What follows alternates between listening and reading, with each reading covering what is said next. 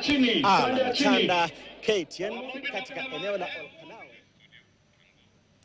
Tukisalia huko mtazamaji, ni kuwa wakazi wa eneo bunge la Olkalau wametakiwa kudumisha amani wanapojiandaa kushiriki uchaguzi mdogo utakaofanyika Alhamisi wiki hii kumchagua mbunge wao. Akizungumza Olkalau, gavana wa Kirinyaga Anne Waiguru amesema siasa za fujo hazina nafasi katika jamii ya kidemokrasia, huku akiwataka viongozi wa kisiasa na wananchi kuhubiri amani.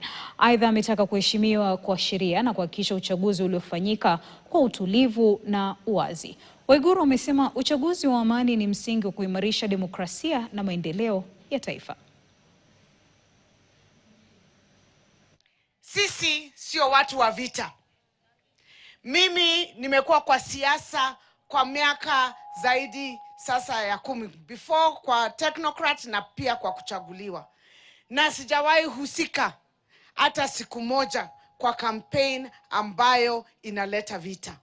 Na sisi kama chama cha UDA, sisi hatujaambia mtu yeyote asifanye campaign zake, si ndio? Sisi tulikubalisha na hata tukukua tunasema mtu asikuje. Kwa hivyo wale ambao wanataka kuleta vurugu, wawe wa chama gani ama gani, wajue sisi ni watu watulivu, sisi tunatii sheria, na sisi tunaomba kura kwa unyenyekevu, kwa sababu tunajua kura zinatoka kwa wananchi. Kwa hivyo huku Olkalau pia tunataka kuhimiza that there be peace during elections, and that those who have brought this kind of violence, irrespective of whichever party they come from, tunajua ni nani walikuwa wamesema nani asikakuje. Kwa hivyo wachunguzwe na wachukuliwe hatua. Na huku baadhi ya wasiwasi ukiongezeka kuhusu